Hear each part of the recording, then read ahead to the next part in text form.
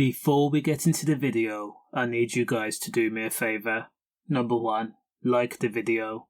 Also comments. Let me know your thoughts on the story.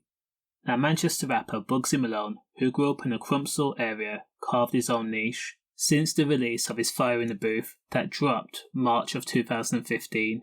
That's a solid 8 years ago. In a time where UK rappers rely heavily on features or social media platforms, or starting issues with other rappers for the most part, Bugzy Malone keeps himself to himself. Now, when you think about Bugzy Malone, he should not have made it. He shouldn't be alive right now. I mean, he suffered all the angst that could break people both mentally and physically, and by his own admission, he does suffer with depression sometimes. Now, growing up, Bugzy Malone sought to his family's inspiration, his stepdad and his uncle in particular. However, up until the age of 10 or 11, Bugzy Malone, real name Aaron Davis, and his mum were used as punching bags at the hands of his stepdad, until his mum ultimately filed for divorce. Now, being treated like a ragdoll meant that Bugzy Malone was classed as a difficult child at Phillips High School, located in Prestwich, and he was expelled at the age of 13 or 14. Now, due to that dysfunction of home life, Bugzy Malone sought refuge from the streets and other family members, and often stayed out till late, doing things he had no business doing, like dealing, which meant that he regularly ran into quote-unquote problems, and once he was chased down and then bladed by a group of teenagers, all before the age of 12 years old.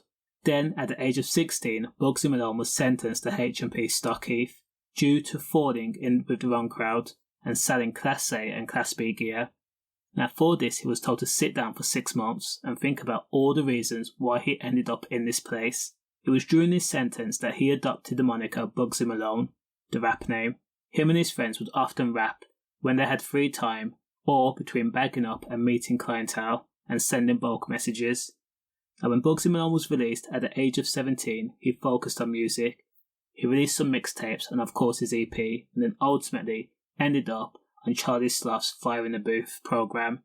Now, Bugzy Malone said he always wanted to be somebody. It didn't matter how, or when, or why, or in what capacity. His uncle was considered as a Manchester GM, and he was like a Hollywood movie star. Again, his uncle was well known in Manchester City. Tragically, ultimately, Bugzy Malone's uncle would be met with a sad fate. He was fatally with a sawn off while he sat in his car in Moss Side, in front of Bugzy Malone's face, in what was described as a targeted incident. Now, witnessing something so tragic would have broken lesser people. It would have plagued them every waking hour, minute, second, no matter whether you're awake or you're sleeping. And despite all of this, Bugzy Malone was able to pick up a pen and depict his emotions, his grief, his pain, his struggle, strife into songs, and give people that grew up in similar situations as him hope. Now, it would have been very easy for Bugzy Malone to acquire the money and then find out who was responsible for his uncle's M and done something that he could not take back. Now, with the release of MEN and the release of his clothing line, selling millions of items, Bugzy Malone was labelled as a millionaire, and he moved into Ramsbottom area.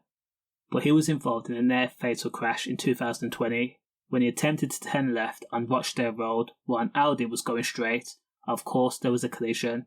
Now, it was reported that Bugzy Malone had reached speeds of 70 miles per hour and he was not wearing a helmet at the time of the incident, and he suffered a bleed on the brain. Now, think about how many things I've just mentioned, how many things that would have broken lesser people. One thing you've got to admit, whether you like his music or not, you cannot deny that Bugzy Malone has a talent for number 1, making money, number 2, making real songs that depict emotions and make people feel a certain way, and number 3, always remaining relevant and going against the grain. So you've got to applaud him for everything that he's done, not just for himself, but for his family and also his city. Stay safe.